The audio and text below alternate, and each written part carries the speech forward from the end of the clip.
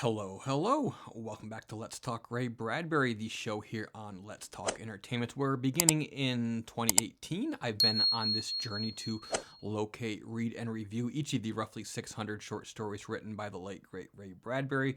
So far, we've done over 300 of them here, and today we're going to continue that journey with Gabriel's Horn, which was written in 1942 and published in 1943. And this is, of course, from the Collected Stories of Ray Bradbury, a critical edition, Volume 1 from 2010, which I just recently began to undertake reading. If you're new to the channel, what this works is I do a very brief synopsis of what happens in the story, and then I wrap up just some very vague, light analysis of what I took away from this story. And I mainly do this for my own entertainment, but it's also fun to realize that many of you are reading these stories too, and you've come online seeking someone else's opinion on the story, so here is mine. So, Gabriel's Horn, a tribal leader named Gabriel in this story called Gab, I guess. I'm going to say Gabe. There should be an E on it, but it's spelled G-A-B. But it's Gabe. It's Gab. He returns successful from a deer hunt with the rest of his tribe. He is known for the horn that he carries, which is said to be a weapon, though he doesn't know how to do it, but he was told it was a weapon when it was given to him by John the Crazy One, who was sort of a dead exile from the tribe. His rival Mun, who did not go for a hunt, claiming that he had an injured foot, expects to be fed nevertheless. He wants to be the leader of the tribe. He wants to take down Gabriel, and in fact, he tries to at this very moment. They have a tussle. He loses and sort of wanders off, but just as this is all going on, invaders show up. These invaders who come on an airship and fire bullets. They scatter and flee the tribe. Gabriel wanders off with his wife Lila and leads her to a massive cave system where John the Crazy One formerly lived before he died. Mun follows him, and he's nearly killed by the invaders, but Gabe rescues him and brings him into the cave. They wander down into the cave, and they disturb a bunch of bats, which are insulating the ceiling, and eventually the invaders sort of wander in after them, and at this point, still eager to take over the tribe, Mun attacks Gabriel. Gabriel is dragged to the surface by his wife, but Mun now has the horn, and he blows it, and it brings the cave down upon himself and the invaders, making him a kind of hero. Although it was a complete accident, as we are told by Gabe. He knows that John the Crazy One had told him that it was the bats that were the only thing keeping the ceiling up when he blew his own horn. But without the insulation of the bats, the vibrations would cause the whole place to collapse, which did happen.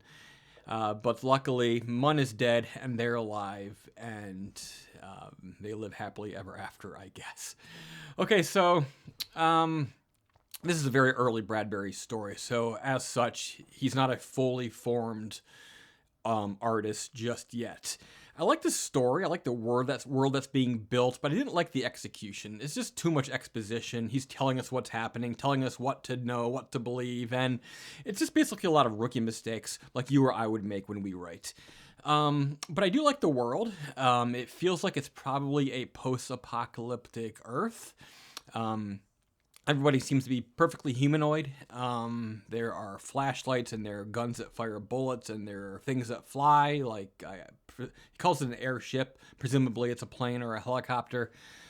And we're told that the invaders and the tribesmen are both descended from the original combatants. It's not clear why they continue to fight, whether that is something that's done out of habit, out of tradition. We are enemies. There's sort of this picture painted that the tribesmen don't really understand the motives of the invaders, but they do think that it's sort of a game, like they want to hunt you. And it's pointed out in some detail that they only seem to ever fire 2 or 3 bullets at you at a time. I would assume they have to reload, but they basically want to see you run. If you surrender, they don't shoot you. But they sort of, go away, and then when you're running away, they like to shoot you in the back, I guess. So it's a very interesting, if not fully formed, not fully conceived and developed world. But I liked it.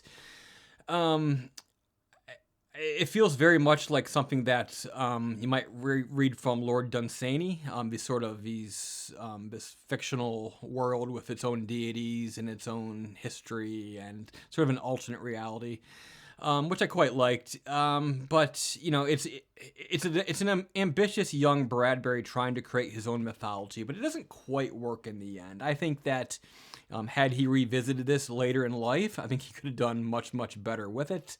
But as it is, it's a mediocre story. I won't say that it's forgettable completely because I like the world, but there's not a whole lot else going for it, I would say. It's not fully formed. It's not fully successful, and that's its flaw here.